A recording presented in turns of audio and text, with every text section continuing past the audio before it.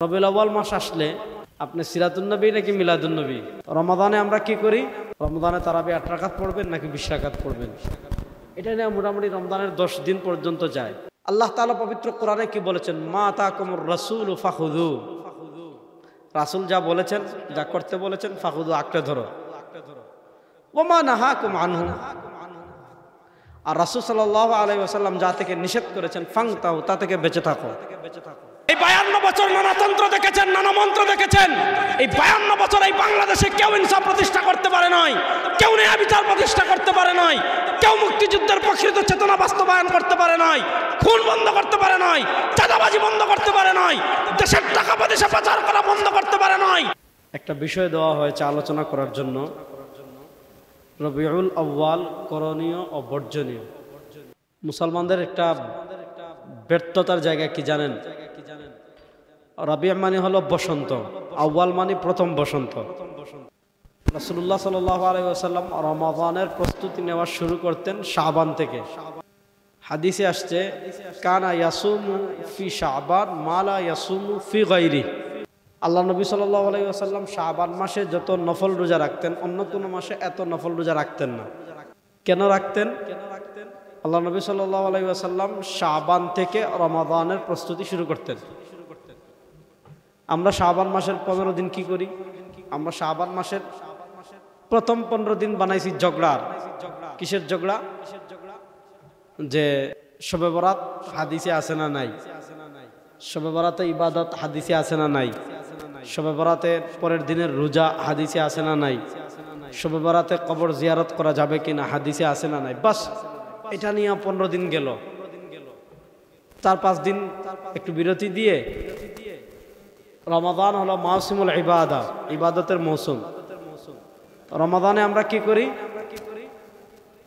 এই শাবান মাসের 20 তারিখ থেকে শুরু হয়। রমজানে তারাবি 8 রাকাত পড়বেন নাকি 20 রাকাত পড়বেন? এটা নিয়ে মোটামুটি রমজানের 10 দিন পর্যন্ত যায়। মারামারি করতে করতে করতে করতে রমাদানের শেষ দশক আসলো। সদকাতুল ফিতির টাকা দিয়ে দিবেন না খাবার দিয়ে দিবেন, এটা নিয়ে একটা মারামারি। তারপরে ঈদের নামাজে তাকবীর 8টা দিবেন, 6টা দিবেন নাকি 12টা দিবেন। তো এই হলো আমাদের অবস্থা। রবিউল আউয়াল মাস আসলে আপনি সিরাতুন নবী নাকি মিলাদুন নবী, এটা নিয়ে মোটামুটি বাংলাদেশে রবিউল আউয়াল মাসের চাঁদ ওঠার আগেই মোটামুটি একটা যুদ্ধাংদেহী ভাব দুই দলেরই থাকে। মোটামুটি পুরা রবিউল আউয়াল মাসের 12 তারিখ পর্যন্ত পিকে থাকে। আস্তে আস্তে আস্তে সময় যায়, কমে, সবাই ভুলে যায়। তো এইগুলাকে আমাদের একটা দুর্ভাগ্য হলো, আমরা এগুলাকে ঝগড়ার বিষয় বানিয়ে ফেলেছি। রবিউল আউয়াল এটা আরবি 12 ভাষার একটা মাস, সহজ। কোন মাসে কি করব কি ছাড়বো এটা তো নির্ধারণ আমি করব না, আপনিও না, বর্তমান পৃথিবীর কোনো পীরও করতে পারবেন না, পৃথিবীর কোনো মুহাদ্দিস মুজতাহিদ। মনে করেন শাবান মাসের 15 তারিখ দিবাগত রাত হলো শবে বরাত। এই শাবান মাসেই শবে বরাত, আর কোনো মাসে নাই। এখন সারা দুনিয়ার মানুষ যদি চায়, সারা দুনিয়ার সব মুহাদ্দিস, সারা দুনিয়ার সব ফকিহ, সারা দুনিয়ার সব ইমাম, সারা দুনিয়ার সব মুজতাহিদ, সারা দুনিয়ার সব পীর, সবাই মিলে একত্রিত হয়ে সিদ্ধান্ত নিলেন যে শাবান মাসে কেন রবিউল আউয়াল মাসে আরেকটা শবে বরাত বানাবো।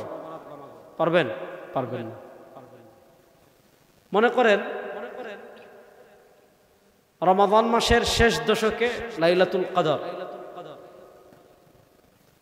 এখন আপনারা সবাই, সারা দুনিয়ার সব মুহাদ্দিস, সব ফকিহ, সব মুজতাহিদ, সব ইমাম, সবাই মিলে সিদ্ধান্ত নিলেন যে আমরা আরেক মাসে লাইলাতুল কদর বানাবো। সুযোগ নেই। একটা হলো আপনি বিজয় দিবস বানাইছেন, যে 16 তারিখ বাংলাদেশে, 16 ডিসেম্বর বাংলাদেশ বিজয় হয়েছে, এটা কোনো শারঈ দিবস না। 5ই আগস্ট ফ্যাসিস্ট পলায়ন দিবস, বা বাংলাদেশ জেনজির বিজয় দিবস আপনি বানাইলেন, এটা কোনো শারঈ দিবস না। তো আপনি যদি শরিয়াগত কোনো দিবস বানাতে চান, যেমন আমাদের দেশে কত দিবস আছে, 16 ডিসেম্বর আছে, 26শে মার্চ আছে, 5ই আগস্ট আছে, আবার যদি আওয়ামী লীগ কখনো আসে আবার 17 আগস্ট না 15 আগস্ট শোক দিবস হবে, তারা নাই, শোক নাই। এগুলা হলো মানুষের বানানো, এগুলার সাথে শরীয়তের কোনো সম্পর্ক নাই। শরিয়ায় অন্যান্য দিন যেমন 16 ডিসেম্বরও তেমন, অন্যান্য দিন যেমন 26শে মার্চও তেমন, অন্যান্য দিনও যেমন 5ই আগস্টও তেমন। এজন্য 5ই আগস্ট কেন্দ্রিক শরিয়ার কোনো ইবাদত নাই। এখন কেউ যদি 5ই আগস্ট, 16ই মার্চ, 16ই ডিসেম্বর, 26শে মার্চ, আরও যত দিবস আছে আমাদের দেশীয়, এগুলাকে কেউ যদি শরীয়ত লাগাই দেয় যে এই দিন এই করা মুস্তাহাব, এই দিন এই করা সুন্নত, অথবা এই দিনের ফজিলত, এই দিনের ফজিলত, এগুলোর কোনো ভিত্তি নেই, এগুলোর সাথে সাথে বেদাত হয়ে যাবে। শারঈ কোনো দিবস, যেমন শারঈ এক দিবস জুমাবার, জুমা এটা একটা শারঈ দিবস। জুমাবারের অনেক ফজিলত আছে। জুমার দিন জুমার নামাজ পড়বেন, জুমার দিন 2 খুতবার মধ্যবর্তী সময় যেই দোয়া করবেন আল্লাহ সেই দোয়া কবুল করবেন। জুমার দিন কেউ যদি সূরাতুল কাহফ তিলাওয়াত করে আল্লাহ তাআলা তাকে দাজ্জালের ফিতনা থেকে হেফাজত করবেন। জুমার দিন আসরের পর যেই দোয়া করবেন আল্লাহ তাআলা সেই দোয়া কবুল করবেন। জুমার দিন সবার আগে নামাজ পড়ার জন্য যে মসজিদে আসবে আল্লাহ তাআলা তার আমলনামায় একটা উটের সওয়াব লিখে দিবেন। তারপরে যে আসবে আল্লাহ তাআলা তার আমলনামায় একটা গরুর সওয়াব লিখে দিবেন। এই যে জুমার দিন, এটা অন্যান্য দিনের চেয়ে শ্রেষ্ঠ। এই শ্রেষ্ঠত্ব নির্ধারণের অথরিটি আমাদের নাই। এই শ্রেষ্ঠত্ব নির্ধারণের অথরিটি পৃথিবীর কারো নাই। এই শ্রেষ্ঠত্ব নির্ধারণ করবেন আল্লাহ এবং তার রাসূল। আল্লাহ এবং তার, বলে না রে, আল্লাহ এবং তার, আপনারা আমার মাত বুঝরানি না সিলেটি ভাষায় হইলে বুঝবা। মনে করক্কা আমরা সিলেটি কোনো দিবস আছে কিনা আমি জানি না। মনে করক্কা আগে আমরা ছোটবেলা সিলেটে একদিন আসিল যে কলা গাছর ফাঁসল লিয়ে মানুষ বার হইতার, ফিটা খাইতার, বুলা বলি না আছে, এটা তো এখন আর নাই, আছে নি? নাই। হ্যাঁ আছে। এটা এই জেনজি যারা আছে পিছিয়ে আমাদের বয়সী এরা বলতে পারবে, পরে এরা আর বলতে পারবে না। তো এগুলা কোনো শারঈ দিবস না। যেমন শারঈ দিবস লাইলাতুল বারাআ, শারঈ দিবস লাইলাতুল কদর, ইয়াউমুল জুমআ, ঈদুল ফিতর, ঈদুল আযহা, আয়ামুত তাশরিক, হজ।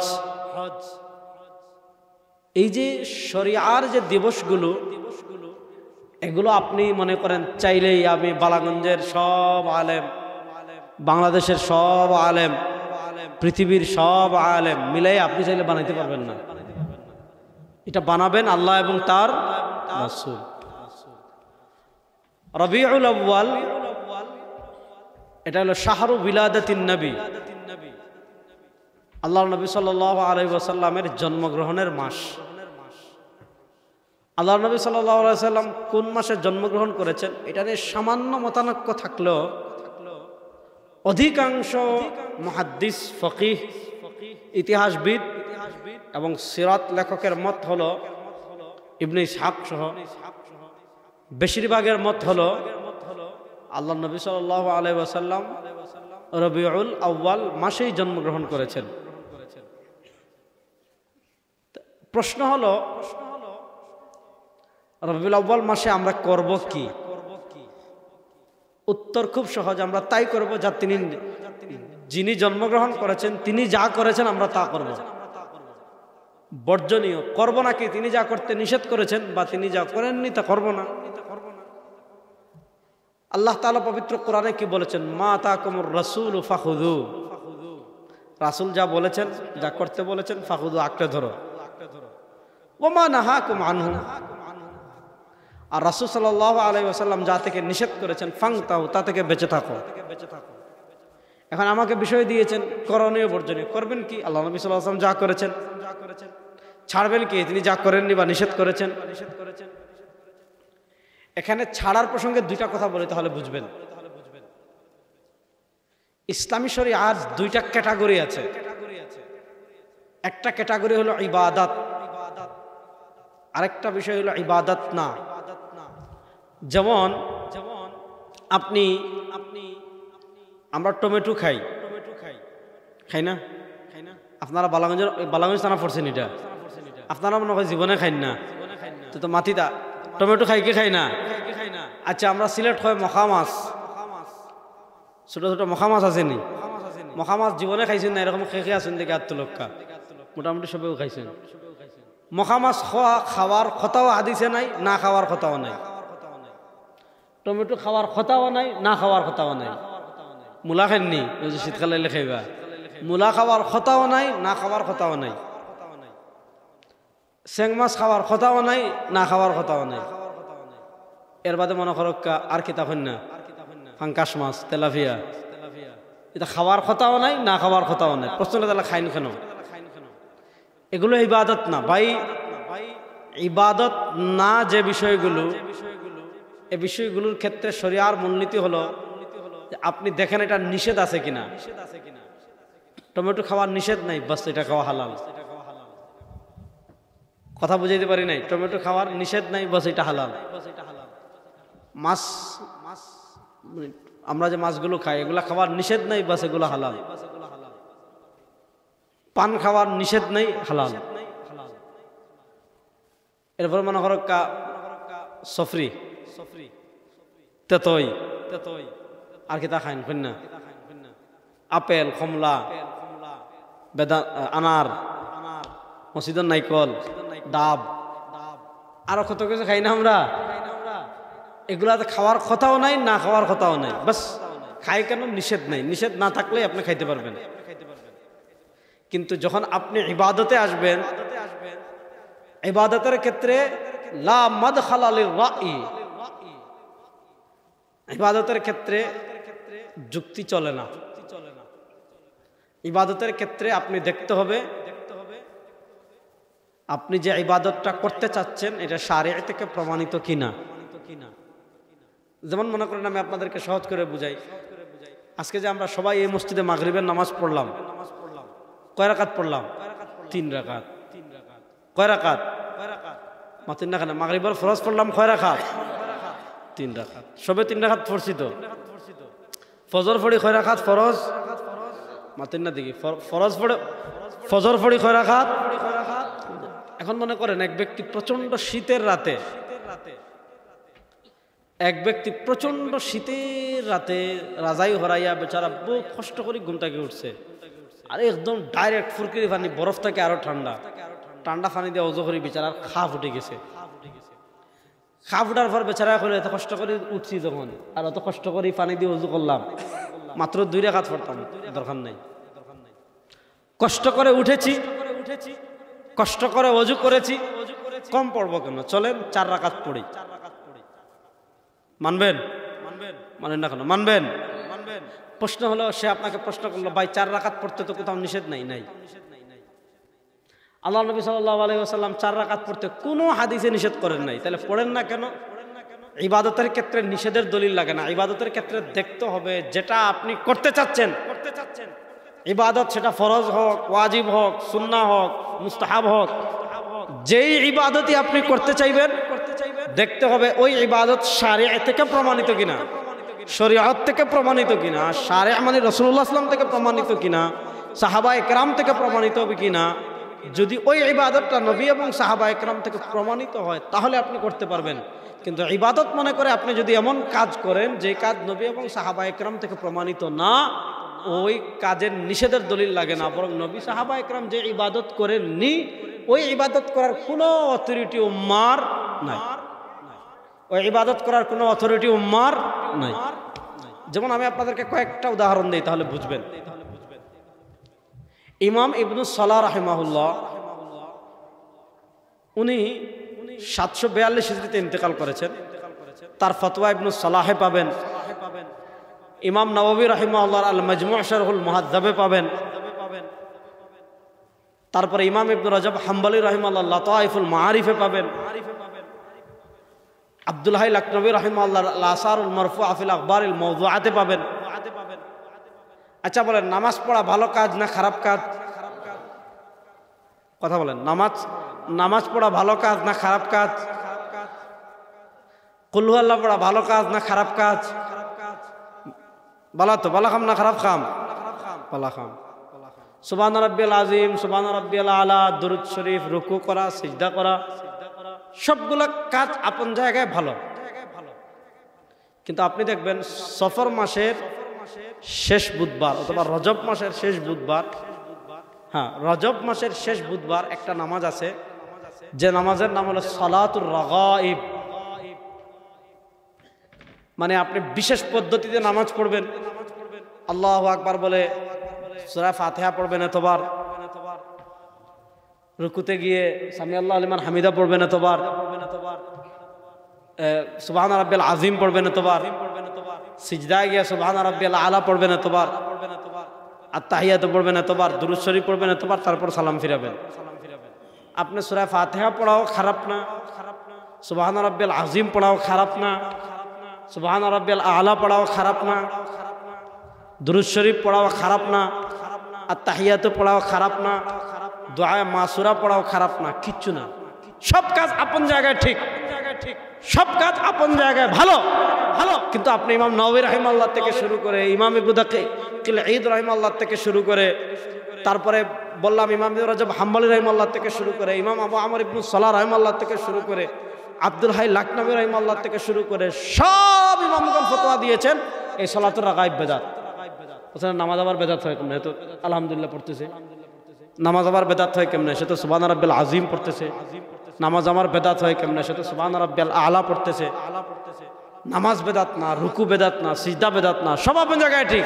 কিন্তু এই যে তারা বিশেষ পদ্ধতি নিজের থেকে বানিয়ে ফেলেছে, যে এতবার এটা করবেন, এতবার এটা করবেন, এরপর এটাকে ইবাদত মনে করে করছে, যেহেতু সফর মাসের ওই তারিখ রাসূলুল্লাহ সাল্লাল্লাহু আলাইহি ওয়াসাল্লাম থেকে এটা প্রমাণিত না, এজন্য সব ইমামগণ একমত ফতোয়া দিয়েছেন এটা বেদাত, এটা করা যাবে না। এজন্য রবিউল আউয়াল মাসের সবচেয়ে বড় শিক্ষা কি?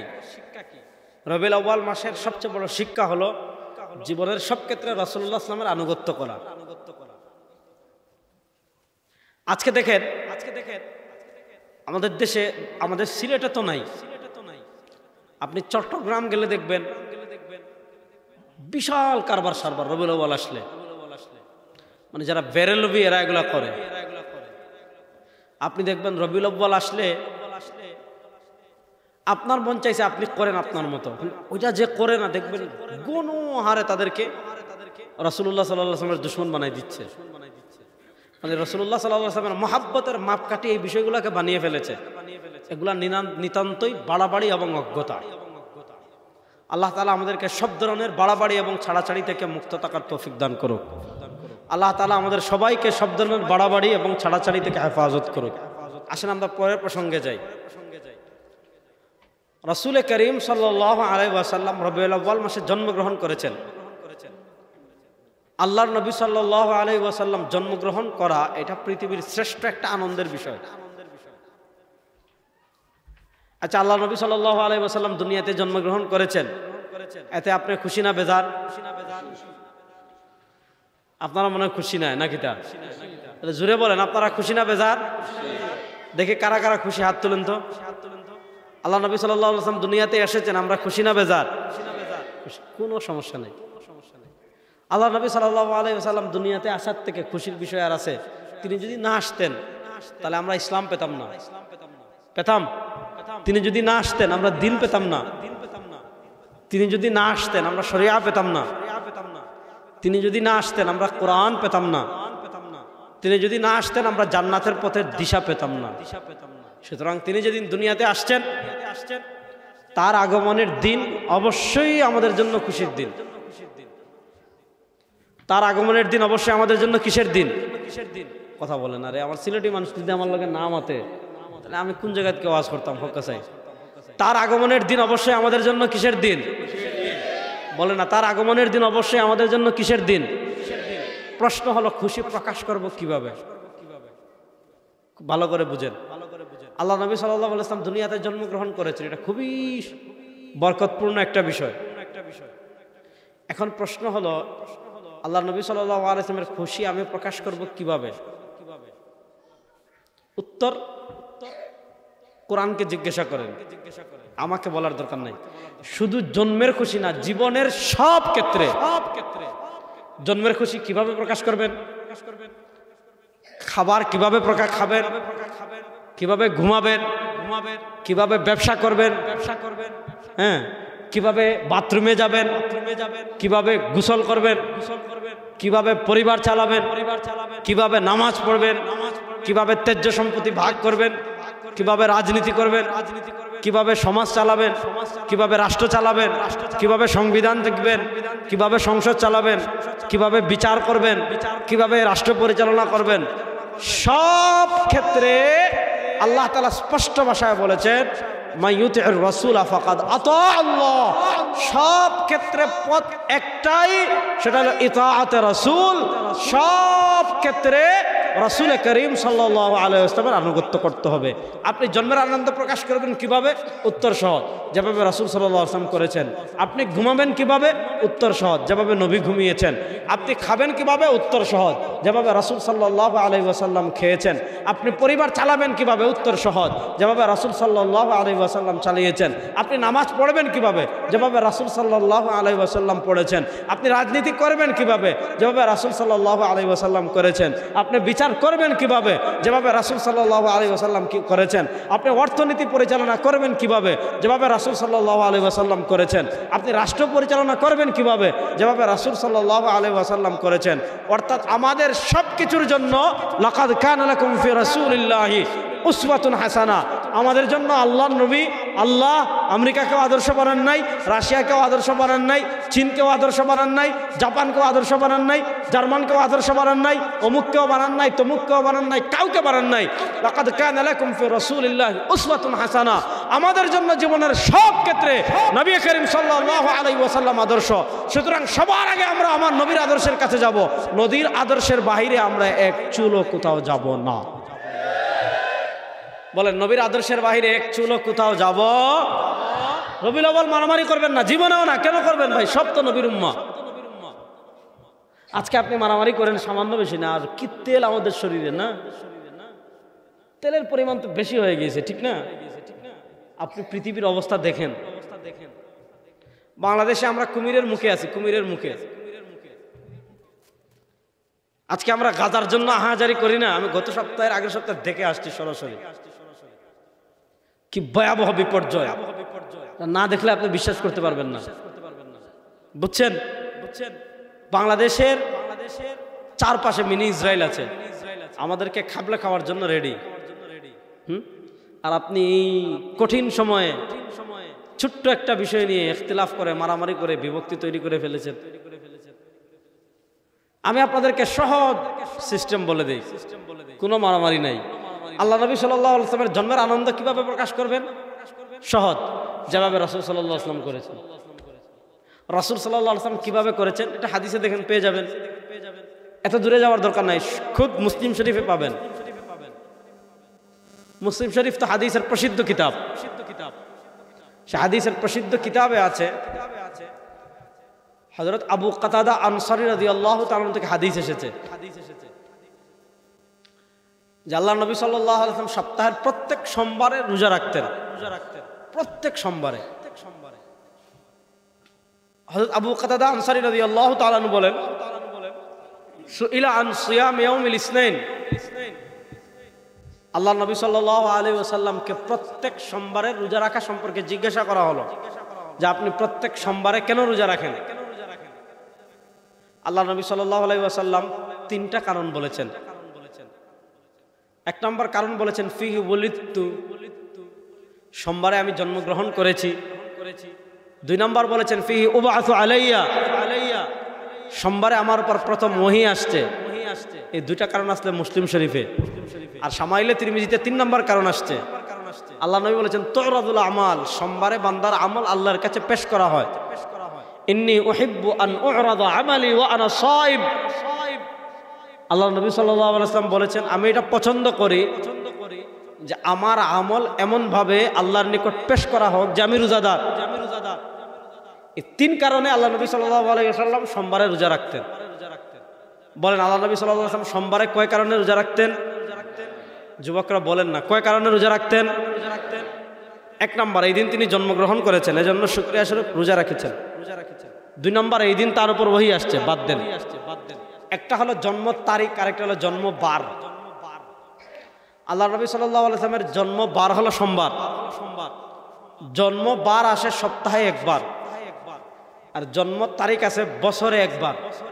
ভালো করে বুঝেন, জন্ম বার আসে সপ্তাহে একবার, আর জন্ম তারিখ আছে বছরে একবার। শেখ হাসিনা ভারতে পালিয়ে গিয়েছেন 5 আগস্ট। 5 আগস্ট বছরে আসবে একবার। আর তিনি যেই দিন পালিয়েছেন ওই দিন কি বার ছিল? আর না, শনিবার নাকি? আমার মনে নাই কি বার ছিল। আচ্ছা যাক, সোমবার। না না, আপনার হাদিস দিয়া সোমবার মিলাই নিছেন। হ্যাঁ আচ্ছা, একবারে তো তাই ফেলাইছেন, ঠিক না বেটি? দরক্কা সোমবার বা দরক্কা মঙ্গলবার। অবশ্য স্টোরি বের করলে বের করা যাবে, সমস্যা নাই। মঙ্গল, আচ্ছা হুজুরের কথাটা ধরি, সোমবার। তাহলে হুজুর খুশি রাখলা কি তখন? যাক, তাহলে বার আসে সপ্তাহে একবার, আর তারিখ আসে বছরে একবার। আল্লাহ নবী সাল্লাল্লাহু আলাইহি ওয়াসাল্লামের জন্ম তারিখ নিয়ে মতানৈক্য আছে। 12 তারিখের পক্ষে যেমন অনেক মতামত আছে, 8 তারিখের পক্ষে অনেক মতামত আছে। ওটা আমি বাদ দিলাম। ধরেন 12 তারিখ। 12 তারিখ এটা বছরে আসবে একবার, রবিউল আউয়ালে একবার আসবে, আর সারা বছর একবারও আসবে না। কিন্তু জন্মের বার হলো সোমবার। সোমবার প্রত্যেক সপ্তাহে আসে। আল্লাহর নবী সাল্লাল্লাহু আলাইহি ওয়াসাল্লাম তার জন্মের শুকরিয়া স্বরূপ প্রত্যেক সোমবারে রোজা রাখতেন। তারিখ আছে বছরে একবার, আর বার আসে সপ্তাহে একবার। আল্লাহর নবী সাল্লাল্লাহু আলাইহি ওয়াসাল্লাম তার জন্মের শুকরিয়া স্বরূপ বছরে 54 দিন রোজা রাখতেন। অর্থাৎ প্রত্যেক সপ্তাহে যদি সোমবার একবার আসে, তাহলে কোনো সপ্তাহ হয় 4 সপ্তাহ, কোনো মাস হয় 4 সপ্তাহে, আবার কোনো কোনো মাসে 5 দিনে সোমবার হয়, 5 সপ্তাহ হয়। তাহলে 4 12 48, আরো 4-5 দিন বাড়ে, মোট 52 থেকে 53 দিন বা 54 দিনও আল্লাহ নবী সাল্লাল্লাহু আলাইহি ওয়াসাল্লাম তার জন্মের শুকরিয়া স্বরূপ রোজা রাখতেন। এখন আপনার জন্য করণীয় কি? কোনো মারামারিতে যাওয়ার দরকার নাই, কোনো ঝগড়াঝাটি করার দরকার নাই, একজন আরেকজনের বিরুদ্ধে ফতোয়াবাজিও করার দরকার নাই, একজন আরেকজনের বিরুদ্ধে টিটকারি করার দরকার নাই। আপনি নিবৃত্তে তাই করেন যা নবী করিম সাল্লাল্লাহু আলাইহি ওয়াসাল্লাম করেছেন। কারণ ফালা ওয়া রাব্বিকা লা ইউমিনুনা হাত্তা ইউহাক্কিমুকা ফীমা শাজারা বাইনাহুম সুম্মা লা ইয়াজিদু ফি আনফুসিহিম হারাজাম মিম্মা কাযাইতা ওয়া ইউসাল্লিমু তাসলিমা। আল্লাহ কোরআনে স্পষ্ট ভাষায় বলেছেন, লাযিনা আমানু লা তুকদ্দিমু বাইনা ইয়াদাইল্লাহি ওয়া রাসূলি। আল্লাহ এবং তার রাসূল সাল্লাল্লাহু আলাইহি ওয়াসাল্লামকে ওভারটেক করে সামনে যাওয়া যাবে না। আল্লাহ পবিত্র কোরআনে স্পষ্ট ভাষায় বলেছেন, মা তাকুমুর রাসূল ফাখুযু। রাসূল সাল্লাল্লাহু আলাইহি ওয়াসাল্লাম যা করেছেন তা আঁকড়ে ধরো। তিনি কি করেছেন? প্রত্যেক সোমবারে রোজা রেখেছেন। এখন উম্মার জন্য করণীয় কি? খুব সহজ, সিম্পল হিসাব। উম্মার জন্য করণীয় হলো তাই করা যা নবী করিম সাল্লাল্লাহু আলাইহি ওয়াসাল্লাম করেছেন। নবী করিম সাল্লাল্লাহু আলাইহি ওয়াসাল্লাম কি করেছেন? প্রত্যেক সোমবারে রোজা রেখেছেন। সুতরাং আল্লাহর নবীর জন্মের শুকরিয়া স্বরূপ সারা বছর না পারি, অন্তত রবিউল আউয়ালে যে কয়টা সোমবার আসবে, এই সোমবারে আমরা প্রত্যেকে রোজা রাখার চেষ্টা করব তো ইনশাআল্লাহ। কারা কারা করবেন দেখি হাত তোলেন তো। দেখেন আল্লাহ নবী সাল্লাল্লাহু আলাইহি ওয়াসাল্লাম প্রসিদ্ধ হাদিস, কুল্লু উম্মতি ইয়াদখুলুনাল জান্নাহ ইল্লা মান আবা। যারা আমাকে অস্বীকার করবে তারা সব জান্নাতে প্রবেশ করবে। কিলা মান আবা ইয়া রাসূলুল্লাহ, কারা অস্বীকার করে? মান আতাআনি দাখালাল জান্নাহ। যারা রাসূলুল্লাহ সাল্লাল্লাহু আলাইহি ওয়াসাল্লামের আনুগত্য করবে তারা জান্নাতে প্রবেশ করবে। আনুগত্য মানে কি? তিনি যা করেছেন তা করা, আর তিনি যা করতে নিষেধ করেছেন তা থেকে বেঁচে থাকা, এটাই তো আনুগত্য। আপনি পীর সাহেবের আনুগত্য করেন মানে কি? যে পীর সাহেব যা বলে তা করেন, পীর সাহেব যা করতে নিষেধ করে তা থেকে বেঁচে থাকেন। আপনি শায়েখের আনুগত্য করেন মানে কি? শায়েখ যা করার কথা বলে তা করেন। বা এটা বন্ধ করেন, হ্যাঁ আওয়াজ আসবে। এত ভালোবাসার দরকার নাই, দেখেন। আর যা করতে নিষেধ করবেন, সবাই গরমে আমরা কেন বাতাস খাবো? বাংলাদেশে তো বৈষম্য বিরোধী আন্দোলন হয়েছে, আপনি দেখি আগে বৈষম্য তৈরি করে ফেলেছেন। যাক, তাহলে রাসূলুল্লাহ সাল্লাল্লাহু আলাইহি ওয়াসাল্লাম যা করতে বলেছেন তা করা, এটাই আমাদের জন্য নিরাপদ। এখন আমরা কি করব? যুবকদেরকে বলবো প্রত্যেক সোমবারে রোজা রাখবেন। বলেন প্রত্যেক সোমবারে রোজা রাখার চেষ্টা করবেন তো ইনশাআল্লাহ? প্রত্যেক সারা বছর যদি না পারেন, রবিউল আউয়াল যখন আসবে প্রত্যেক সোমবারে রোজা রাখার চেষ্টা করবেন। এটাই একমাত্র রাসূলুল্লাহ সাল্লাল্লাহু আলাইহি ওয়াসাল্লামের জন্ম উপলক্ষে সুন্নাহসম্মত আমল। এছাড়া সুন্নাহসম্মত আর কোনো আমল নাই। ওগুলা করা জায়েজ আছে কিনা ওইটা নিয়ে আলেমদের ভিতর দ্বন্দ্ব আছে, ওইদিকে আমি গেলামই না। এবার আসেন পরের প্রসঙ্গে, করণীয় কি এটা বললাম। আজকে এই উম্মাহ যতটা না আবেগে চলে তার থেকে বেশি, মানে যতটা না দলিলে চলে তার থেকে বেশি আবেগে চলে। দেখেন আল্লাহ তাআলা আমাদের জন্য জীবনের সব ক্ষেত্রে আদর্শ বানিয়েছেন নবীকে। এই যুবকরা ভালো করে কান করে খাড়া করে শুনবেন, যে কয়েকটা সংক্ষিপ্ত সময় কয়েকটা কথা বলে চলে যাব। আল্লাহ তাআলা আমাদের জন্য জীবনের সব ক্ষেত্রে লাকাদ কানা লাকুম ফি রাসূলিল্লাহি উসওয়াতুন হাসানাহ, এই ব্যাপারে কত আয়াত আছে, সব আয়াত তো পড়বো না, এটা প্রসিদ্ধ আয়াত এজন্য পড়লাম। আজকে পৃথিবীতে 250 কোটি মুসলিম। মুসলমানরা অতীতে এত সংখ্যা ছিল কিনা সন্দেহ আছে। মুসলমানদের 57টা কান্ট্রি আছে, 57টা। আপনি দেখেন পৃথিবীতে এতগুলা মুসলিম রাষ্ট্র, কত হাজার কোটি বর্গমাইল আমাদের। মুসলমানদের আজকে পারমাণবিক অস্ত্র আছে, অ্যাটম বম। মুসলমানদের একটা রাষ্ট্র আছে যেটা আগে আমরা ছিলাম, পাকিস্তান।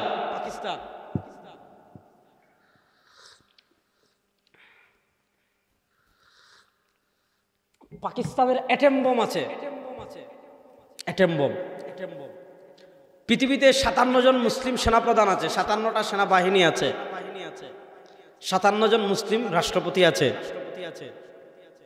আল্লাহ তাআলা আমাদেরকে কি দেন নাই? আপনি দেখেন, আল্লাহ সব খনিজ সম্পদ আমাদেরকে দিয়েছেন। সব পেট্রোলিয়াম আল্লাহ মুসলমানদেরকে দিয়েছেন।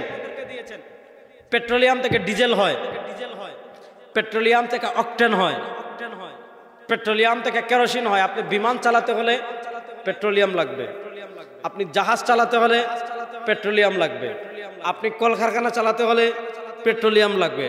আপনি প্রযুক্তিতে, পুরা প্রযুক্তি আপনি অচল হয়ে যাবে।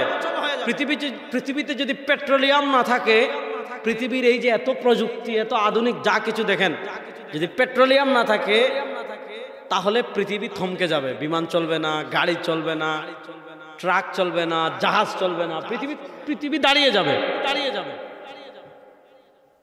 কয়লা, এটাও পেট্রোলিয়াম। আপনি দেখেন আল্লাহ তাআলা সব খনিজ সম্পদ আমাদেরকে দিয়েছেন। আপনি জাজিরাতুল আরবের যতগুলো রাষ্ট্র আছে, আল্লাহ তাআলা দেখেন সব রাষ্ট্রের নিচে আল্লাহ তাআলা খনিজ সম্পদ দিয়ে ভরে রেখেছেন।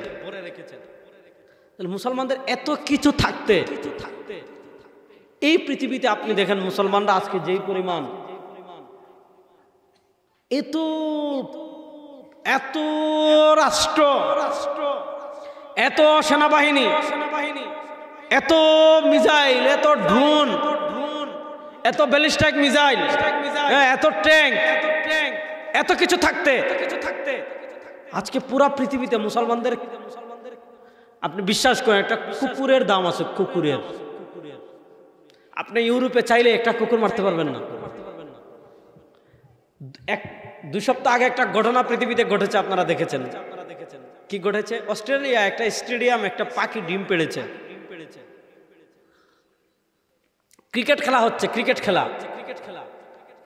খেলা চলাকালীন একটা পাখি এসে উড়ে স্টেডিয়ামে বসছে।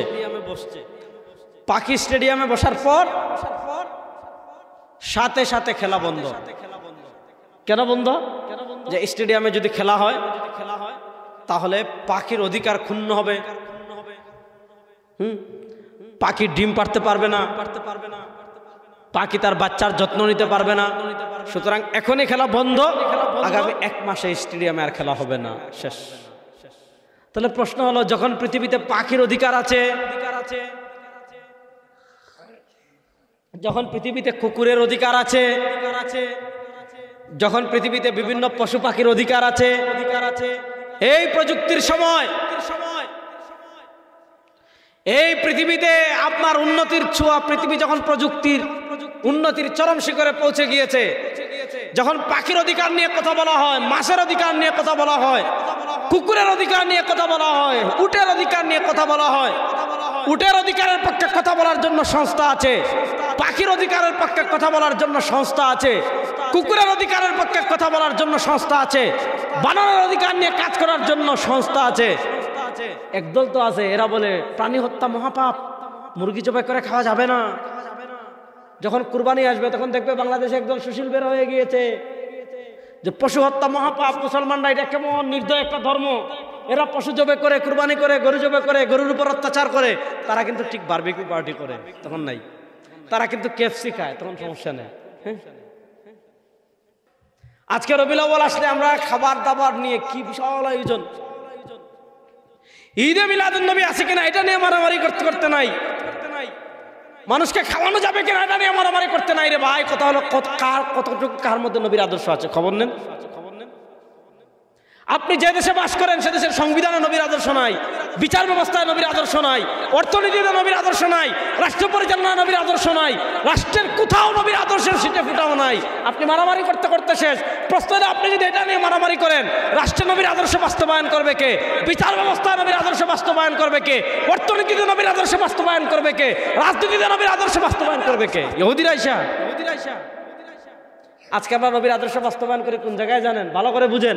আজকে আমাদের মাথায় ভূত কেমনে ঢুকাইছে ভালো করে বুঝেন যুবকরা। দেখবেন ভাত খাইতে গেছে শ্বশুর বাড়ি, অথবা দাওয়াত খাইতে গেছে, মেজবান খাইতে, অথবা 40 খাইতে গেছে। হাহারে বাংলাদেশের 40 21 এগুলা না হইলে চলে না। হ্যাঁ, আমাদের সিলেট একটু বেশি। কিছু কিছু এলাকায় আছে, মনে করেন গতকালকে পত্রিকায় নিউজ আসছে, এক ব্যক্তি ঋণ তার এত বেশি, ঋণ দিতে না পেরে, ঋণ পরিশোধ করতে না পেরে আত্মহত্যা করে মারা গেছে। বুঝছেন না? ঋণ পরিশোধ করতে না পেরে আত্মহত্যা করে মারা গেছে। এখন তার আত্মীয় স্বজন যে ব্যক্তি ঋণ পরিশোধ না করার মানে ঋণ দিতে পারেন না, বেচারা গোলাপ ফাঁস লাগি মরে গেছে। ওটা মরার পরে তার লাগি ঋণ করিয়া 4000 মানুষের 40 খাওয়াইছে। যে বেটা ঋণ পরিশোধ করতে না পারিয়া নিজে মরে গেছে, তার বেটার 4000 না 2000 মানুষের ঋণ করিয়া তার আত্মীয় স্বজনে কিতা করছে, 40 খাওয়াইছে। এই হলো আমাদের দেশের মানুষের অবস্থা। আমি আপনাদেরকে বলি, আজকে দেখুন আপনি কোথায় খাইতে যান, খাওয়ার আগে দেখবেন হাত ধোয়, হাত ধৌত করে। জিজ্ঞাসা করেন ভাই হাত ধৌত করেন কেন? কইবা হাত ধোয়া সুন্নত। আলহামদুলিল্লাহ, খুব ভালো জিনিস, একমত, হাত ধুইবেন অবশ্যই। আপনারা এই বালাগঞ্জ যে দেখছেন নি, দেখো বাউয়াত দিয়া খায়, মাতিন না খানে ইনো আসেনি জীবনে কেউ যে বাউয়াত দিয়ে খাইছেন? আমরা খাই কোনার দিয়া, আপনারা গুছা করেছেন মাতিবা কোনার দিয়া খাই। প্রশ্ন হলো বাউয়াত দিয়া খাই না, ওখানে তো আত, ওখানে তো আত, ওখানেও পাঁচ আঙ্গুল, ওখানেও পাঁচ আঙ্গুল, ইনো যে 2 দাগ ওখানেও দাগ। হ্যাঁ, তাহলে প্রশ্ন হলো আপনি ইয়াত দি খাইন না ইয়াত দি খাইন খেনে? বাউয়াত দি না খাইয়া ডাইনাত দি খাইন খেনে? আপনি যে ডাইনাত দি খায় তারা জিজ্ঞাসা পারে ভাই তুই বাউয়াত দি খাস না, তোর জীবনে তোর বাউয়াত দি খাইলে না, বিড়িটাও বাউয়াত দি খায় না, খায়নি না। খুব কম মানুষ খায় কিনা আমি জানি না। আমাদের দেশে সিগারেট কোনার দি খায়, মাথায় না দিকে আপনারা যারা খাইন তারা হক্কা কোনার দি খায়, বাউয়াত দি খায় না, কেউ সিগারেট খায় না। অন্ত সিগারেটটাও কোনাতে চলে, ডাইনাতে চলে।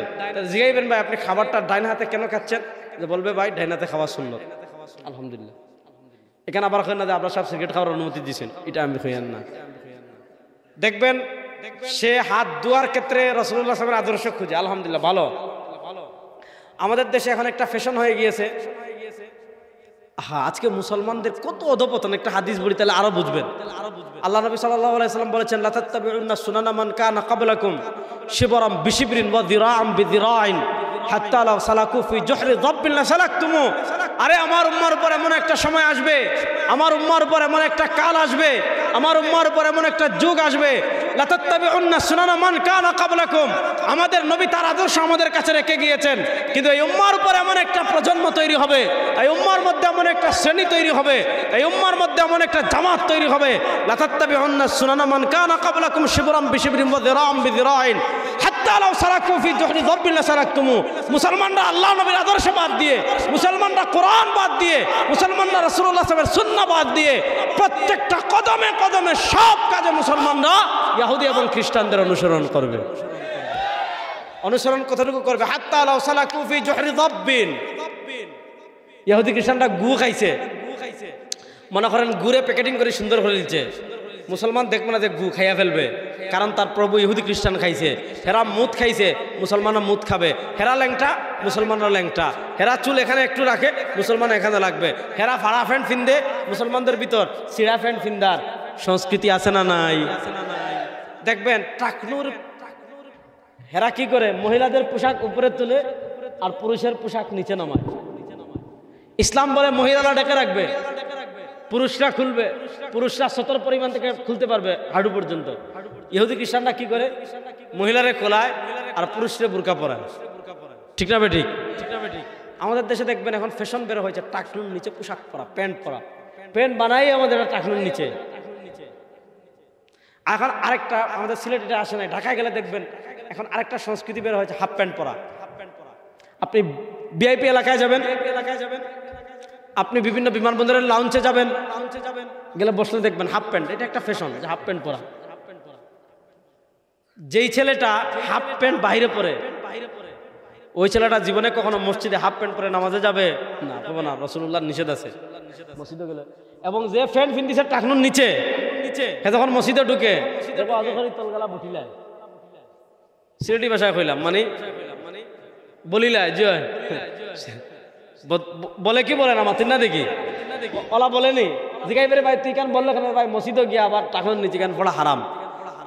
ভালো কথা, আলহামদুলিল্লাহ, আমি খুব ভালো কাজ। কিন্তু প্রশ্ন হলো, যেই ছেলে হাত ধোয়ার ক্ষেত্রে নবীর আদর্শ খুঁজলো, যেই ছেলে মসজিদে ঢুকার ক্ষেত্রে নবীর আদর্শ খুঁজলো, যেই ছেলে বাথরুমে যাওয়ার ক্ষেত্রে নবীর আদর্শ খুঁজলো, ওই ছেলে দেখবেন যখন রাষ্ট্র পরিচালনায় যায়, যখন বিচার ব্যবস্থায় যায়, যখন অর্থনীতিতে যায়, যখন সমাজ পরিচালনায় যায়, যখন রাজনীতিতে যায়, খাবারের ক্ষেত্রে নবীর আদর্শ খুঁজে, ঘুমানোর ক্ষেত্রে নবীর আদর্শ খুঁজে, বাথরুমে যাওয়ার ক্ষেত্রে নবীর আদর্শ খুঁজে, মসজিদে যাওয়ার ক্ষেত্রে নবীর আদর্শ খুঁজে, রোজার ক্ষেত্রে নবীর আদর্শ খুঁজে, হজের ক্ষেত্রে নবীর আদর্শ খুঁজে, যাকাতের ক্ষেত্রে রাসূল সাল্লাল্লাহু আলাইহি ওয়াসাল্লামের আদর্শ খুঁজতে। কিন্তু রাজনীতিতে বলে লাগবে না, অর্থনীতিতে বলে লাগবে না, বিচার ব্যবস্থায় বলে লাগবে না, রাষ্ট্র পরিচালনায় বলে লাগবে না। খাবারের ক্ষেত্রে তার কাছে নবীর আদর্শ, কিন্তু রাষ্ট্র পরিচালনায় তার কাছে আব্রাহাম লিঙ্কন ভালো, রাষ্ট্র পরিচালনায় তার কাছে ইহুদিবাদ ভালো, রাষ্ট্র পরিচালনায় তার কাছে খ্রিস্টবাদ ভালো, রাষ্ট্র পরিচালনায় তার কাছে ব্রিটিশ ভালো, বিচারের ক্ষেত্রে তার মধ্যে ব্রিটিশ ভালো না। একজন প্রকৃত মুসলমানকে, একজন প্রকৃত আশিকে রাসূলকে, একজন প্রকৃত ইমানদারকে, যে ঘর থেকে নিয়ে, খাবার থেকে নিয়ে, রাষ্ট্র পরিচালনা পর্যন্ত সব জায়গায় নবীর আদর্শ প্রতিষ্ঠা করবে, আল্লাহ নবীর আদর্শের বাইরে এক চুলও যাবে না। আল্লাহ নবীর আদর্শের বাইরে এক চুলও যাবে। কিন্তু এই জায়গা হইলে এই উম্মার ব্যর্থতা। এই শতাব্দীতে এই উম্মার ব্যর্থতার জায়গা কোনটা জানেন? এই শতাব্দীতে এই উম্মার ব্যর্থতার জায়গা হলো আমাদের তারুণ্যকে তারা এই জায়গায় পথভ্রষ্ট করে ফেলেছে। আমরা মনে করি কি ইসলাম মানে তো মসজিদে নামাজ পড়া। আলহামদুলিল্লাহ, নামাজ তো অবশ্যই ইসলামে আছে। আমরা মনে করি কি ইসলাম মানে কি রোজা রাখা। রোজা ইসলামে অবশ্যই গুরুত্বপূর্ণ ইবাদত। আমরা মনে করি ইসলাম মানে কি হজ করা, অবশ্যই হজ ইসলামের ইবাদত। আচ্ছা বলেন, ইসলামে যেমন ইবাদত আছে, মনোযোগ, আমার নবী সাল্লাল্লাহু আলাইহি ওয়াসাল্লাম যেমন আমাদেরকে ইবাদত কেমনে করবে এটা যেমন শিখিয়েছেন, সাল্লু কামা রাআইতুমুনি উসাল্লি, নামাজ পড়ো যেভাবে আমাকে পড়তে দেখেছো, এটাও বলেছেন খুযু আন্নী মানাসিকাকুম, সাহাবীরা দেখো আমি কেমনে হজ করি, আমার মতো হজ করো। ফাইন্নী লা আদরি লাম আহুজ্জা বা'দা আমি মাদা, এই বছর পর আর হজ করতে পারবো কিনা জানি না। আল্লাহ নবী সাল্লাল্লাহু আলাইহি ওয়াসাল্লাম যেমন আমাদেরকে নামাজ শিখিয়েছেন, নামাজের ক্ষেত্রে আপনি রাসূলুল্লাহর পদ্ধতি ফলো করেন। আল্লাহ নবী সাল্লাল্লাহু আলাইহি ওয়াসাল্লাম আপনি আমাদেরকে রোজা শিখিয়েছেন, রোজার ক্ষেত্রে আপনি রাসূলুল্লাহ সাল্লাল্লাহু আলাইহি ওয়াসাল্লামের পদ্ধতি ফলো করেন। আল্লাহ নবী সাল্লাল্লাহু আলাইহি ওয়াসাল্লাম আমাদেরকে হজ শিখিয়েছেন, হজের ক্ষেত্রে আপনি রাসূলুল্লাহ সাল্লাল্লাহু আলাইহি ওয়াসাল্লামের পদ্ধতি ফলো করেন। বিচার কেমনে করবেন, কেউ পাপ করলে বিচার কেমনে করবেন, কেউ অপরাধ করলে বিচার কেমনে করবেন, কেউ খুন করলে বিচার কেমনে করবেন, কেউ চুরি করলে বিচার কেমনে করবেন, কেউ রাহাজানি করলে বিচার কেমনে করবেন, কেউ ধর্ষণ করলে বিচার কেমনে করবেন, কেউ চাঁদাবাজি করলে বিচার কেমনে করবেন, কেউ ইফটিজিং করলে বিচার কেমনে করবেন, কেউ ধর্ষণ করলে বিচার কেমনে করবেন, কেউ দেশের টাকা বিদেশে পাচার করলে বিচার কেমনে করবেন, কেউ ব্যাংক ডাকাতি করলে বিচার কেমনে করবেন, কেউ শেয়ার বাজার ডাকাতি করলে বিচার কেমনে করবেন, কেউ বিদেশে বেগমপাড়া তৈরি করলে বিচার কেমনে করবেন, কেউ রাষ্ট্রের টাকা আত্মসাৎ করলে বিচার কেমনে করবেন। আল্লাহ নবী সাল্লাল্লাহু আলাইহি ওয়াসাল্লামের বিচার কেমনে করবেন, কিভাবে করবেন, কখন করবেন, কতটুকু করবেন, এগুলা সব রাসূলুল্লাহ সাল্লাল্লাহু আলাইহি ওয়াসাল্লাম থেকে বর্ণনা আছে না নাই? এগুলা সব রাসূলুল্লাহ সাল্লাল্লাহু আলাইহি ওয়াসাল্লাম আমাদেরকে শিখিয়েছেন কি শিখান নাই? সব শিখিয়েছেন, সব শিখিয়েছেন। কিন্তু এই প্রশ্ন, এই উম্মার সমস্যা কি জানেন? এই উম্মার সমস্যা হলো সব ক্ষেত্রে রাসূলুল্লাহ সাল্লাল্লাহু আলাইহি ওয়াসাল্লামের আদর্শ বাস্তবায়নের তারা চেষ্টা করে না। এজন্য রবিউল আউয়াল মাস আসলে করণীয় কি করতে হবে? আল্লাহ নবী সাল্লাল্লাহু আলাইহি ওয়াসাল্লামের পূর্ণাঙ্গ জীবনী জানতে হবে। আমি তো এখানে চ্যালেঞ্জ করে বলি, এই যে এত মানুষ দাঁড়িয়ে আছেন, পিছিয়ে আছেন, যারা মাদ্রাসায় পড়েছেন ওনারা হয়তো সিরাতে খাতমুল আম্বিয়াটা দর্শে পড়েছে এতটুকু। যারা মাদ্রাসায় পড়েন, স্কুলে পড়েন, কারা কারা দেখে হাত তুলেন তো, স্কুল কলেজে লম্বা করে হাত তুলেন। এখন সবাই মাদ্রাসায় পড়েন, হাত তুললেন না ভাই, কিছু জিগা মনে একটা হাত তুলেন না দেখি। আচ্ছা, মাদ্রাসায় যারা পড়েন তারাও হাত তুলেন দেখি। মাদ্রাসায় যারা পড়েন তারা সিরাতে খাতমুল আম্বিয়া ছাড়া হাত নামান। আর স্কুলে যারা পড়েন এরা আল্লাহ নবী সাল্লাল্লাহু আলাইহি ওয়াসাল্লামের যে কোনো একটা সিরাত, মনোযোগ, যারা স্কুলে পড়েন তারা যে কোনো, আর যারা মাদ্রাসায় পড়েন তারা সিরাতে খাতমুল আম্বিয়া ছাড়া আল্লাহ নবী সাল্লাল্লাহু আলাইহি ওয়াসাল্লামের কোনো একটা সিরাত শুরু থেকে শেষ পর্যন্ত পড়েছেন। এরকম কে কে আছেন দেখি হাত তুলেন তো। ওই একজন মাত্র, দুইজন, তিনজন, চারজন। আমি পরে জিজ্ঞাসা করবো কিন্তু যে কি কি পড়ছেন, হাত বুঝা তুইলেন। হ্যাঁ, এখন আপনারা একটা জিনিস খেয়াল করেন, আমি যে জিনিসটা বুঝাতে চাচ্ছি, রাসূল সাল্লাল্লাহু আলাইহি ওয়াসাল্লাম আমাদের জন্য আদর্শ। বলেন রাসূল সাল্লাল্লাহু আলাইহি ওয়াসাল্লাম আমাদের জন্য, বলেন না রে, রাসূল সাল্লাল্লাহু আলাইহি ওয়াসাল্লাম আমাদের জন্য, বলেন না, রাসূল সাল্লাল্লাহু আলাইহি ওয়াসাল্লাম আমাদের জন্য আদর্শ। অর্থাৎ আপনি হাঁটার ক্ষেত্রে তাকে ফলো করতে হবে, ঘুমানোর ক্ষেত্রে তাকে ফলো করতে হবে, খাওয়ার ক্ষেত্রে তাকে ফলো করতে হবে, বিয়ে শাদীর ক্ষেত্রে তাকে ফলো করতে হবে, ত্যায্য সম্পত্তি বন্টনের ক্ষেত্রে তাকে ফলো করতে হবে, ইবাদতের ক্ষেত্রে তাকে ফলো করতে হবে, রাজনীতির ক্ষেত্রে তাকে ফলো করতে হবে, বিচারের ক্ষেত্রে তাকে ফলো করতে হবে, নেতৃত্বের ক্ষেত্রে তাকে ফলো করতে হবে, রাষ্ট্র পরিচালনার ক্ষেত্রে তাকে ফলো করতে হবে, জীবনের সব ক্ষেত্রে আপনাকে তাকে ফলো করতে হবে। যেহেতু জীবনের সব ক্ষেত্রে আপনাকে তাকে ফলো করতে হবে, এবার যাকে জীবনের সব ক্ষেত্রে ফলো করতে হবে তার সম্পর্কে জানার দরকার আছে না নাই? অথচ এই প্রজন্ম টিকটক দিয়ে এই প্রজন্মকে ব্যস্ত করে ফেলেছে, ইউটিউব দিয়ে এই প্রজন্মকে ব্যস্ত করে ফেলেছে, ফেসবুক দিয়ে এই প্রজন্মকে ব্যস্ত করে ফেলেছে। এজন্য রবিউল আউয়াল মাস উপলক্ষে একটা কাজ করবেন সবাই, আল্লাহর নবী সাল্লাল্লাহু আলাইহি ওয়াসাল্লামের পূর্ণাঙ্গ সিরাত, অনেক সুন্দর সুন্দর কিতাব, নবী রাহমাত মাওলানা সৈয়দ আবু হাসান নদভী রাহিমাহুল্লাহর অনেক সুন্দর কিতাব, আশরাফ আলী থানভী রাহিমাহুল্লাহ নাশরুত তিব অনেক সুন্দর কিতাব, মাওলানা ইদ্রিস কান্দলাবী রাহিমাহুল্লাহর সিরাতে মুস্তাফা, আরো অনেক সিরাতের কিতাব আছে, আর রাহিকুল মাখতুম আছে, আরো বহু কিতাব আছে, সিরাত ইবনে হিশাম আছে, সিরাত ইবনে ইসহাক আছে, ইবনে ইসহাক বাদ দেন, সিরাত ইবনে হিশাম আছে, ভালো অনুবাদ হয়েছে। অন্তত যারা স্কুলে পড়েন অথবা যারা তরুণ আছেন, আপনারা প্রত্যেকেই আল্লাহর নবী সাল্লাল্লাহু আলাইহি ওয়াসাল্লামের একটা পূর্ণাঙ্গ সিরাত শুরু থেকে শেষ পর্যন্ত পড়ার চেষ্টা করবেন তো ইনশাআল্লাহ। ইনশাআল্লাহ দেখছেন, ইনশাআল্লাহ পাই নাই। আল্লাহ নবী সাল্লাল্লাহু আলাইহি ওয়াসাল্লামের একটা সিরাত পড়ার পূর্ণাঙ্গ চেষ্টা সবাই করবেন তো ইনশাআল্লাহ। দেখি কারা কারা চেষ্টা করবেন, হাত তুলেন তো ইনশাআল্লাহ। আল্লাহ নবী সাল্লাল্লাহু আলাইহি ওয়াসাল্লামের একটা পূর্ণাঙ্গ সিরাত পড়ার চেষ্টা করবেন তো ইনশাআল্লাহ। ইনশাআল্লাহ। 2 নম্বর হলো রবিউল আউয়াল থেকে আপনি যে জিনিসটা শিখবেন সেটা হলো আমার জীবনে, আমার থেকে আমি শুরু করব, আমার জীবনের সব ক্ষেত্রে, আমার পোশাকের ক্ষেত্রে, আমার চেহারার ক্ষেত্রে, আমার ফ্যামিলি পরিচালনার ক্ষেত্রে, আমার বিয়ে শাদী করার ক্ষেত্রে, আমার ত্যায্য সম্পত্তির ক্ষেত্রে আল্লাহ নবী সাল্লাল্লাহু আলাইহি ওয়াসাল্লামের আদর্শ আছে কিনা? আছে না? আমাদের দেশে যে বিয়ে শাদী রাসূলুল্লাহ সাল্লাল্লাহু আলাইহি ওয়াসাল্লামের আদর্শ আছে? বলেন না, আমাদের দেশের যে বিয়ে শাদী এগুলোতে রাসূলুল্লাহ সাল্লাল্লাহু আলাইহি ওয়াসাল্লামের আদর্শ আছে। এই যে দেখেন আমাদের দেশে, আপনারা এলাকাত আছে কিনা জানি না, আমার বাড়ি 3 থেকে বেশি দূরে নয়, খানাইঘাট তালবাড়ি। এই যে আমাদের দেশে এখন একটা কুসংস্কার, আমি আপনাদেরকে বলি, বিয়ে করেন নাই কারা কারা দেখে হাত তুলেন তো। আল্লাহ তাআলা আপনাদের দ্রুত বিয়ের ব্যবস্থা করুন। আমার বিয়ে শাদী করার নিয়ত নাই মনে হয়, একটু জোরে আমিন বলেন, তাহলে আল্লাহ তাআলা আপনাদের দ্রুত বিয়ে শাদীর ব্যবস্থা করে দেন। আচ্ছা বলেন, হ্যাঁ, আপনি খাবারের ক্ষেত্রে নবীর আদর্শ মানলেন, বিয়ে শাদীর ক্ষেত্রে নবীর আদর্শ মানার দরকার আছে না নাই?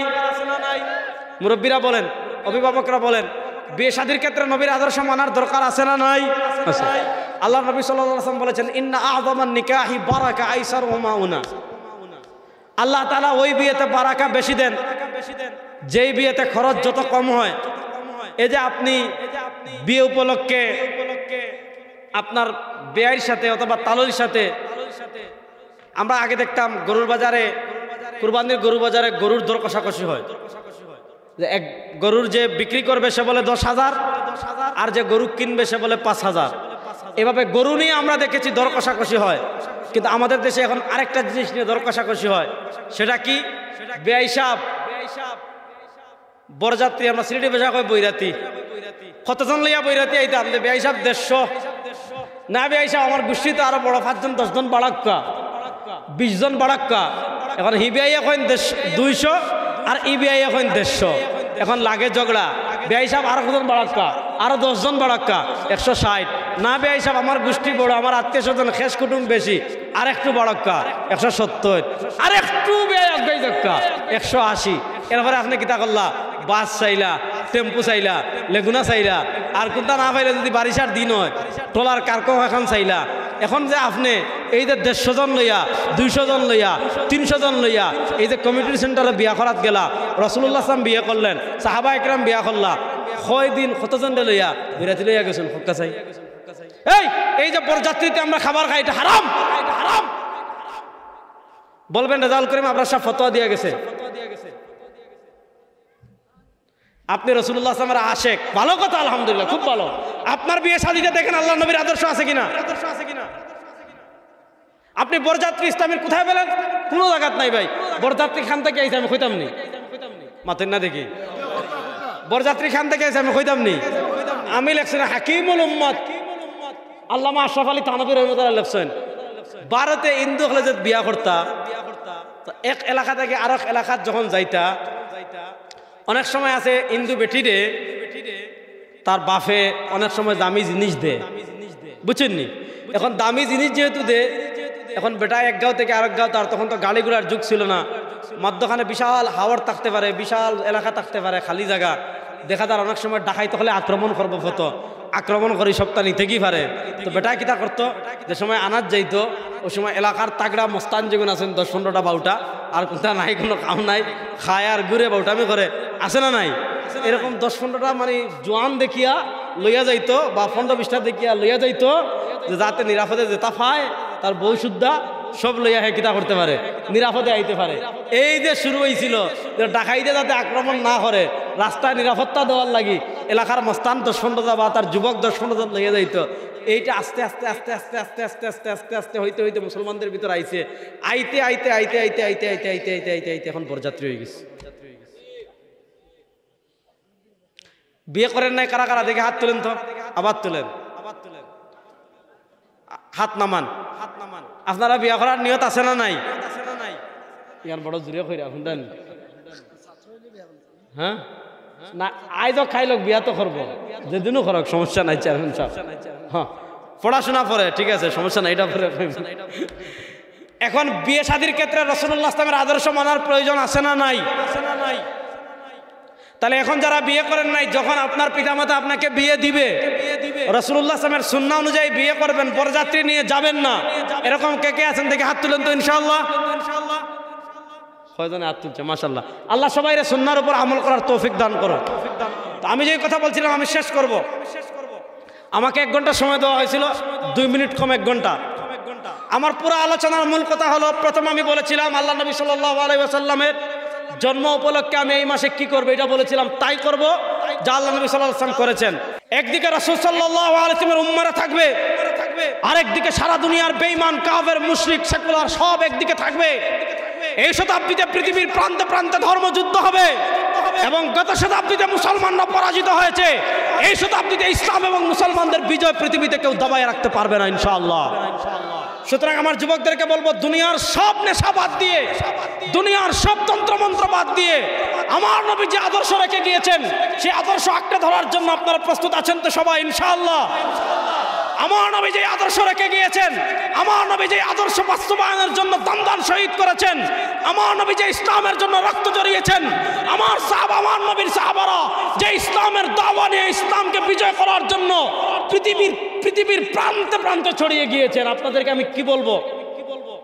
আল্লাহ নবী সাল্লাল্লাহু আলাইহি ওয়াসাল্লামের আপন চাচাতো ভাই, আপনি দেখেন শেখ হাসিনার আত্মীয়, শেখ হাসিনার বংশের নাম গোষ্ঠী যেদিকে গেছে, সবার লন্ডনের ভিসা আছে, আমেরিকার ভিসা আছে, নেতাকর্মীরা বাংলাদেশে শেখ হাসিনা বীরের বেশে আসবে ফিরে বাংলাদেশে স্লোগান দেয়, ঠিক না বেঠিক? হামলা খায়, মাইর খায়, জেলে যায়, তাদের নেতারা কিন্তু সব বিদেশে আরামে আছে। এই তো আল্লাহ নবী সাল্লাল্লাহু আলাইহি ওয়াসাল্লাম তার আপন চাচাতো ভাই আব্দুল্লাহ ইবনে আব্বাসের নাম আমরা শুনি নাই? আব্দুল্লাহ ইবনে আব্বাস রাদিয়াল্লাহু তাআলা আপন ছোট ভাই হযরত কুসাম ইবনে আব্বাস, ওনার চেহারা রাসূলুল্লাহ সাল্লাল্লাহু আলাইহি ওয়াসাল্লামের চেহারার সাথে হুবহু মিলে যেত।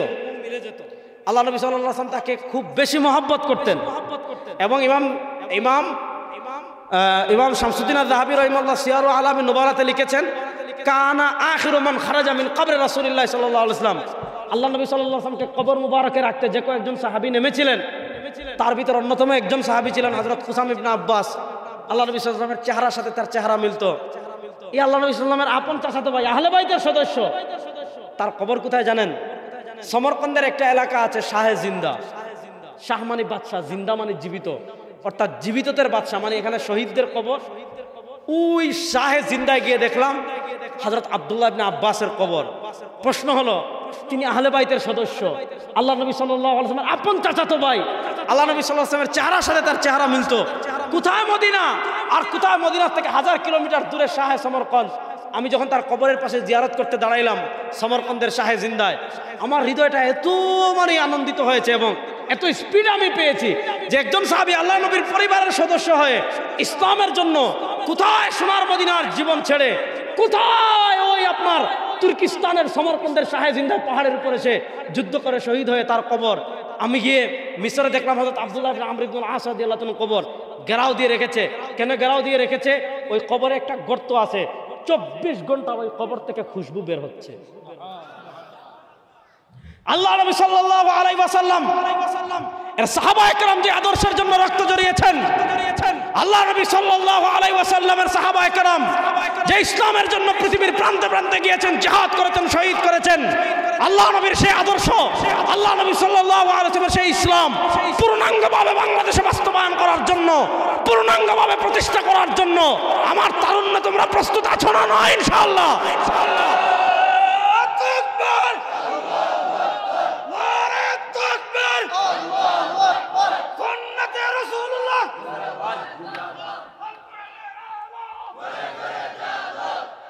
কাকা দাঁড়ান, দাঁড়ান। এই যে সমস্যা হলো এই জায়গায়, কাকা স্লোগান দিচ্ছে আল কোরআনের আলো, এটা বলে শেষ করব। আপনারা বলছেন ঘরে ঘরে জ্বালো, খুব ভালো। তো কোরআনের আলো কি শুধু ঘরে জ্বালার জন্য হয়েছে?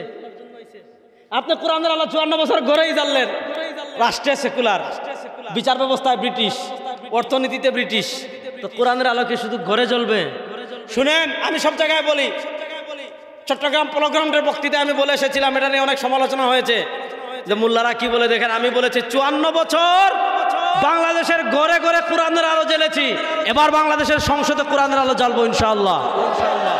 সংসদে কোরআনের আলো জ্বালার জন্য যুবকরা প্রস্তুত আছেন তো ইনশাআল্লাহ? এই 52 বছর নানা তন্ত্র দেখেছেন, নানা মন্ত্র দেখেছেন। এই 52 বছর এই বাংলাদেশে কেউ ইনসাফ প্রতিষ্ঠা করতে পারে নাই, কেউ ন্যায় বিচার প্রতিষ্ঠা করতে পারে নাই, কেউ মুক্তিযুদ্ধের প্রকৃত চেতনা বাস্তবায়ন করতে পারে নাই, খুন বন্ধ করতে পারে নাই, চাঁদাবাজি বন্ধ করতে পারে নাই, দেশের টাকা পয়সা পাচার করা বন্ধ করতে পারে নাই। বাংলাদেশে ধর্মনিরপেক্ষতার খেলা শেষ, সেকুলারিজমের খেলা শেষ, গণতন্ত্রের খেলা শেষ। এবার আমার নবীর আদর্শ কোরআনের আলো বাংলাদেশের রাষ্ট্র প্রতিষ্ঠা করার জন্য প্রস্তুত আছেন না? না ইনশাআল্লাহ। কাকা এখন স্লোগান দেন, আল কোরআনের আলো সংসদে জ্বালো। ভাই আপনি বন্ধ করেন ভাই। আপনি বন্ধ করেন। কাকা আপনি স্লোগান দেন, বলেন, আপনি বলেন।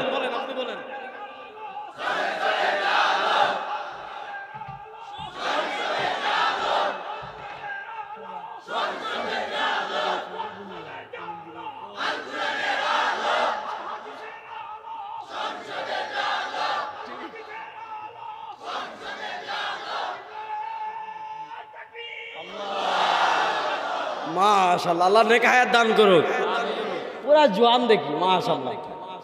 চাচি যদি আজকে দেখতে তাহলে পুরা খুশি হয়ে যেত, ঠিক না বেটি? এরকম জোয়ান একজন চাচা, আল্লাহ নেক হায়াত দান করুক। যুবকদেরকে বলবো, ইসলামের বিজয় দেখার জন্য প্রস্তুত আছেন তো ইনশাআল্লাহ? আর যদি বলেন না আমি ইসলামের বিজয় চাই না, তো মুনাফিক মেয়ে তুমি। আল্লাহ তাআলা আজকের সিরাতের আলোচনা থেকে আমার মূল মেসেজ হলো, জীবনের সব ক্ষেত্রে রাসূলুল্লাহ সাল্লাল্লাহু আলাইহি ওয়াসাল্লামের আদর্শ আমাদেরকে মানতে হবে। আল্লাহ তাআলা জীবনের সব ক্ষেত্রে আমাদেরকে রাসূলুল্লাহ সাল্লাল্লাহু আলাইহি ওয়াসাল্লামের আদর্শ বাস্তবায়ন করার তৌফিক দান করুক। আবার আপনাদের সাথে দেখা হবে, কথা হবে। আল্লাহ সবাইকে ভালো রাখুক, সুস্থ রাখুক। ইন আসাবতু ফামিনাল্লাহ ওয়া ইন আখতাতু ফামিন্নি ওয়া মিনাশ শাইতান।